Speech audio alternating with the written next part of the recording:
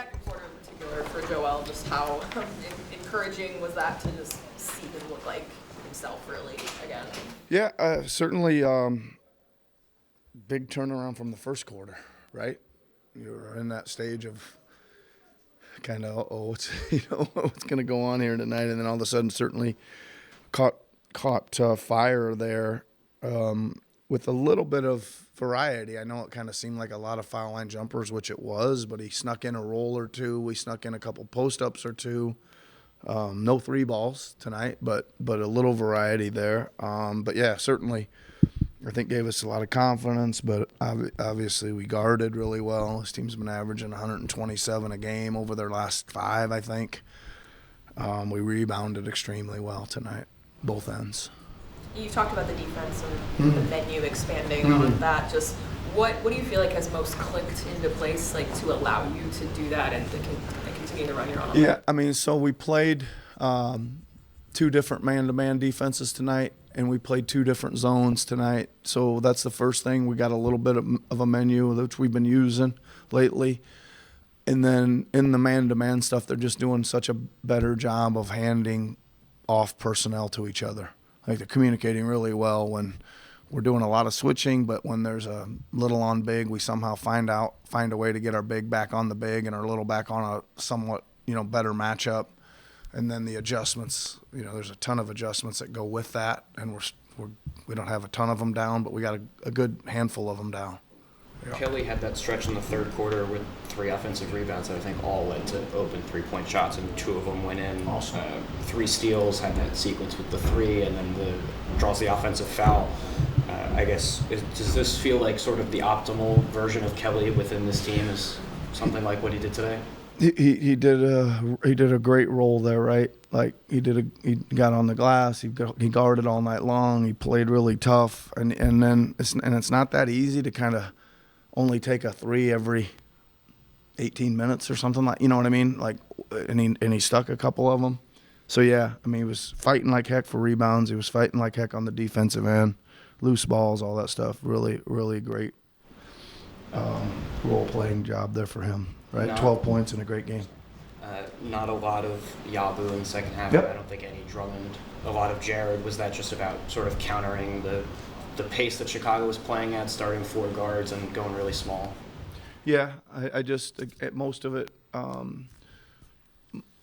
we start the second half with Jared again. It was pace and shooting, at least the appearance of shooting, spacing out there. And then I felt like Joel played a good chunk of minutes, and I just again wanted Yabu for some spacing when Joel was out. Just that goes like that sometimes. Certain guys don't quite fit in a game, but they're playing 4 guards all the time. Yep.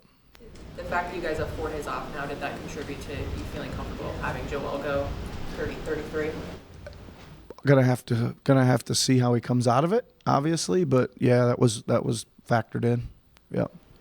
First career triple-double for Tyrese. I guess what were you seeing from him, not just as a scorer, but all around? Was he doing well? Well, I really like the assists and the rebounds. I know when he's hitting Joel a lot and Joel's rolling, those are going to rack up pretty fast, but love the defensive rebounding for him. It's not been asking him to become a better defensive rebounder, so chasing the ball, good. That's my favorite part. And I thought he's still not shooting like we know he can shoot, right? But he turned on the Jets and got to the rim at some pretty opportune times, I thought. Yeah. You mentioned that first quarter. Did you feel pretty good being down 10 at that point? Yeah. I said it on the bench a couple times. I was like, whoa, we could be down we're playing so bad, right? Really bad. And I said it I looked down, we were down 5, like with a couple minutes ago. I was like, how are we down 5? And yeah, I did feel pretty good. When Tyrese and Jared are on the court together, you could look at it and say, well, they're 2 kind of undersized guards relatively, but at least the results so far have been really promising even on the defensive end. What are you seeing from that duo or the guys behind them that have allowed that pairing to work? Yeah, so they had some early season struggles defensively. We just have really worked on getting them to play a lot bigger and more physical, and they've done it. They've stood in there and just used a little more. Like Jared's really strong. There's no reason why he can't be a good defender. Right? He's big.